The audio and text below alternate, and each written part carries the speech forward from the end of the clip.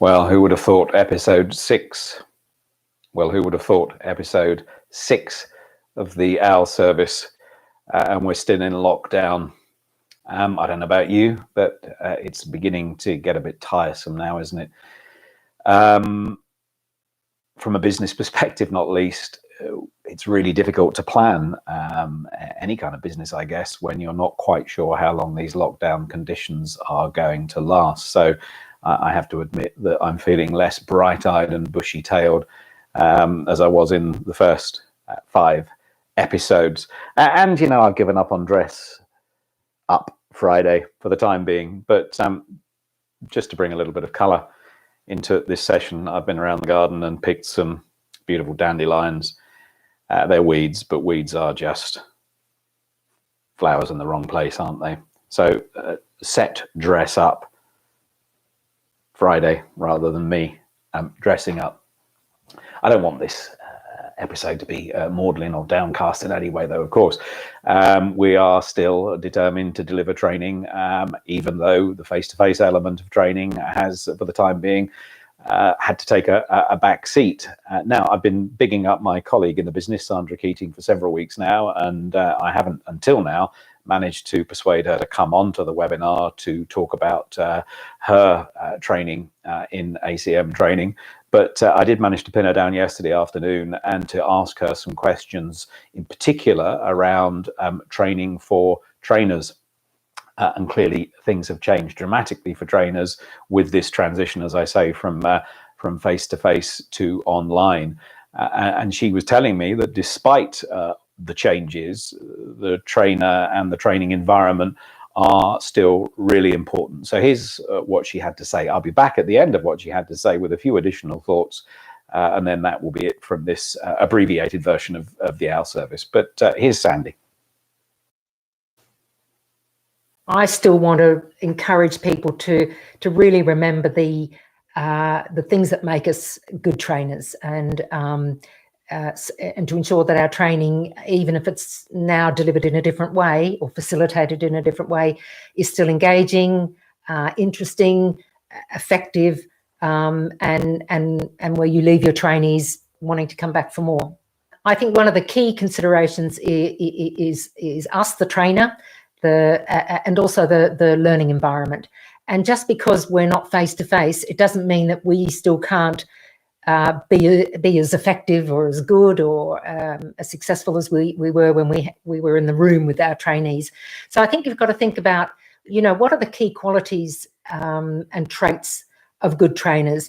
What do I already possess? And now that we've got a little bit more time, what can I develop? So, for example, empathy's really important. And maybe that's something I could work on. Maybe it's looking at different ways to be engaging. Maybe it's discovering new topics. So there are a whole range of key qualities and traits, and in my the trainer course I cover these. The other thing is the learning environment. And if we're lucky enough, and actually now that we are in charge of our own training room effectively, how do we make it a really interesting and engaging environment? Not just from a physical point of view, but also from a psychological point of view. So again, that's a topic I cover in some detail in my course.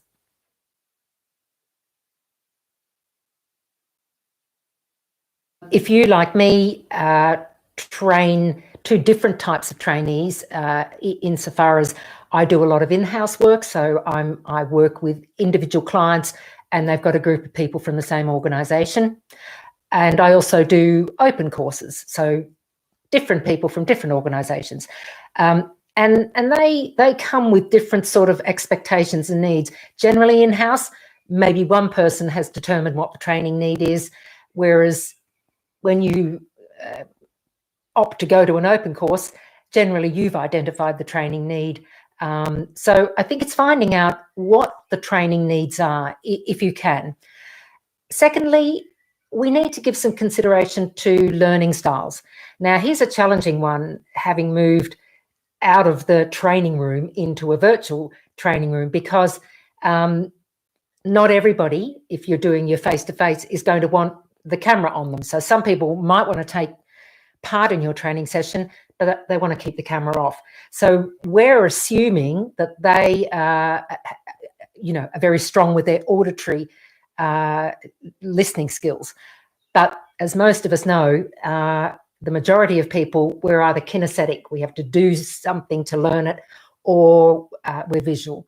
So how do we understand what the best way that our learners, their style of learning? And one of the things that I cover in my course is a survey a very simple survey that we can send to our delegates to get a good idea of what the mix is. But if you don't do that, just make an assumption that most people aren't auditory, or that's not their strength, that we're more visual and hands-on. And then also, what's motivating people, or what would motivate people to come to your virtual training room, or to buy your online training package? So what are the things that motivate people to learn? And then probably, maybe more importantly, especially for those of you that are training adults, what are the key characteristics of adult learners? Because they are different to the characteristics of adolescents and children, although I think that we can engage children in a more non-didactic way. But being didactic is not a good way to train adults. So understanding, based on Malcolm Knowles' work many, many years ago, what are the key characteristics of adult learners?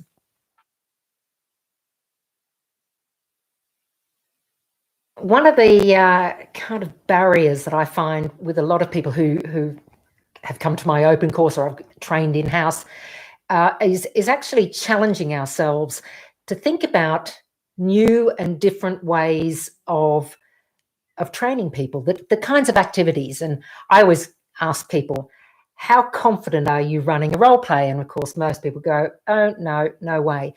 And I think one of the pity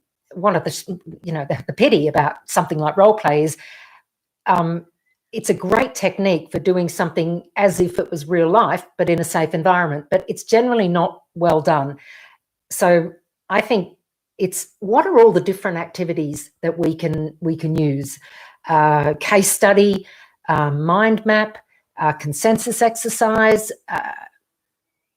There's lots of different activities. And I think what we've got to do as trainers is, what are the pros? What are the cons? And how long does it take to set up? So I often use debate, which is a great way to engage people. It allows everyone to have a voice. It controls the people that like to take over, but it takes some time to set up. So, analysing the pros and cons of activities. Then, of course, training aids. Some of us sort of just stick to the same old, flip chart, PowerPoint, but we've always got to think, how can we make our session brain friendly, what we call brain friendly? So that's about, would it be appropriate to use some music? What about artwork? We're all told that we're great artists until we get to the age of about 4, and then we're rubbish.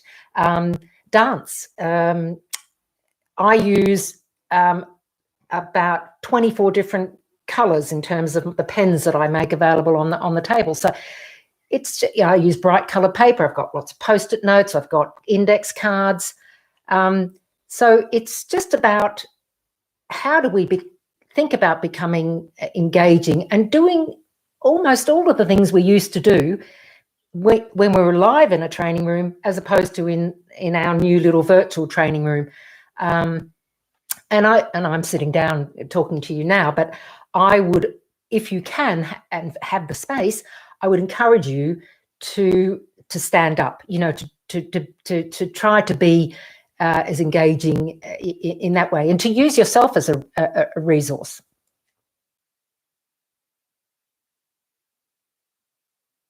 One of the issues that we often have is, how do we know what people have learned?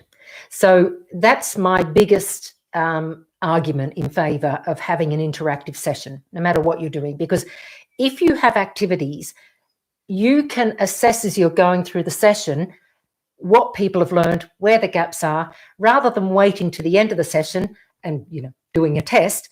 And then where do you go when you find out some people haven't learned what it is they came to learn. Now, there are some topics, health and safety, various other topics where you probably have to do some kind of formal assessment. But I still think we should challenge ourselves to be as active and interactive as possible. So that's a good way to assess what's being learned. Ending the session is often difficult for people. They sort of get to 5 minutes before the end and they, any questions? But I think we can do a range of things. Set up a peer exercise. If you use something like Zoom, you can put people, pairs into breakout room and give them a couple of topics and challenge them to ask each other what they've learned about that topic. You can encourage the group, if everybody is in agreement, to set up a blog group or a Facebook group, so the learning is ongoing.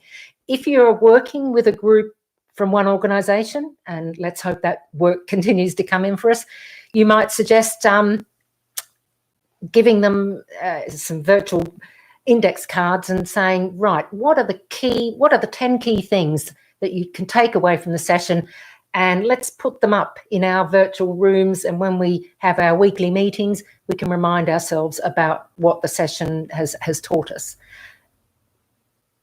The thing you shouldn't do is go over the time that you said the session was going to end. That's still a cardinal sin. The same way, if you said you're going to finish at 4 o'clock in real life, when we were face to face, you don't go over the time you've set. And then finally, getting feedback about how you have run the session, facilitated.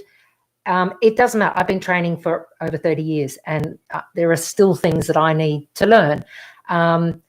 Sometimes you might get feedback and you think, oh, I'm not sure that that's, fair or legitimate. I mean, hopefully that won't happen very often, but it's always great to keep learning. So I have a qualitative, quantitative online feedback form that I've always used and that I will continue to use.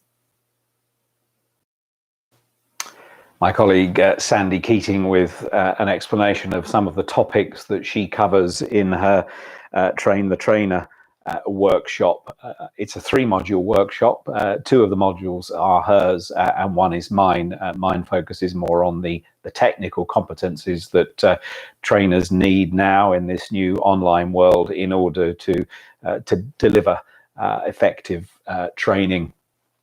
We've also started a playlist on the YouTube channel called The Diary of an Online Trainer, where myself, Sandy, and indeed other trainers are very welcome to record a short video diary entry on their experience of online learning. We're all learners to an extent, and not just our trainees in this brave new world of work. And having delivered a couple of online sessions this week, I just want to spend a few moments talking about that experience and what I've learned from that. And I think lesson number 1 is that we need to keep our online sessions, at least initially, really, really simple. There are huge additional burdens on trainers from that technological perspective, and it's quite easy to get lost in those additional responsibilities. And then for the training itself, the whole reason people have signed up to fall to an extent by the wayside. So I think we need to go back to our training plans and to simplify them.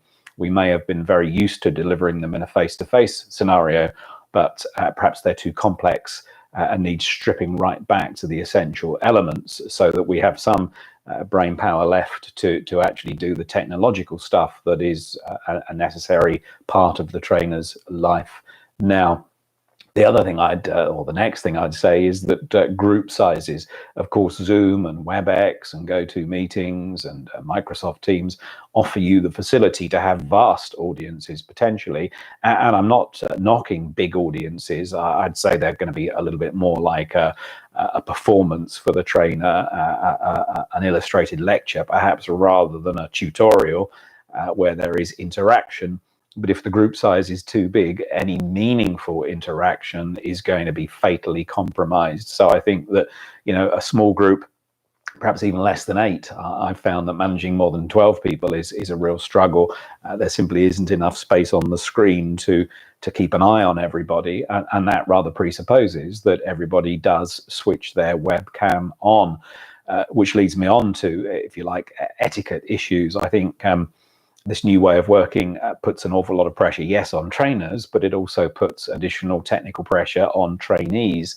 And to start with, of course, we're all feeling our way. But I think the norm will have to be that if people want to get the most out of live, interactive online training, well, then they're going to have to switch their webcams on. But of course, that means that you've got to have a smartphone or a tablet or a laptop with a webcam on it, and you've also got to have a pretty good broadband connection. And speaking of broadband, that's the one factor that can cause chaos. In the old days, it used to be, if you like, a power cut at your venue as a face-to-face trainer. It used to be the laptop not speaking to the projector in the training room. Well, now it's a dropout or complete failure of broadband. And I would say to government, I know that they're very busy at the moment dealing with COVID-19, but one of the things that is going to help the country and help business and certainly the training sector emerge from COVID-19 is to make sure that everybody, every single part of Britain has really fast, really good quality broadband. Without it, online training, however jazzy Zoom is and so on, it simply isn't going to work. People are going to get frustrated that they can't hear, they can't see momentarily, or that the whole lesson just disappears in front of their eyes. So broadband has to be a priority for any government emerging from this. Can I say it, shitfest? Because it is a mess, isn't it? And the other thing I think I would add now, before drawing this webinar to a close, is that as trainers, we need to get up to speed, first of all, with one platform. We've chosen, rightly or wrongly, at ACM Training to use Zoom. It strikes us as really user-friendly from a trainer's perspective, but also from a trainee's perspective. We get the security concerns. I have to say, I think to an extent they are slightly overblown, perhaps stirred up a little by Zoom's envious competitors. And in any case, the company has itself recognized these security failures and has got a 90-day plan to try and address those problems. And the latest security update is out, I think, in the next few days. So if you don't get used to one conferencing training platform, I think there's a risk that you might deliver one session via Microsoft Teams, the next via Zoom, the third via WebEx, and as a trainer, you're never going to fully understand, or it's going to take a long time certainly, to fully understand all of the bells and whistles that come attached in slightly different places with slightly different conferencing platforms. And perhaps it's best to start with to specialize in one. Once one is up to speed with that, well, then to reach out to another and another, so that you can offer your training across a broad range of platforms to suit your clients, but you're not putting an additional pressure on yourself to learn all of them. So these are the sorts of things that we as trainers are going to be talking about in bullet point form in our diary of an online trainer. It's here on the ACM Training YouTube channel. It has its own particular playlist, a couple of entries there at the moment, but I'd encourage you to offer your thoughts as online trainers and to either send me the raw video that I can edit or pitch an idea to us at ACM Training. And if we think it's an idea worth sharing, and I'm sure we will, of course, well, then we'll stick it on the diary of an online trainer. We don't want it just to be our musings on this new way of training. So as I said at the start, no dress up Friday this Friday. I just don't feel like it really, but I'm sure some of you do, and some of you have dressed up, and I shall be looking at the hashtag Dress Up Friday after this webinar to see who has shamed me. So until next time, cheerio.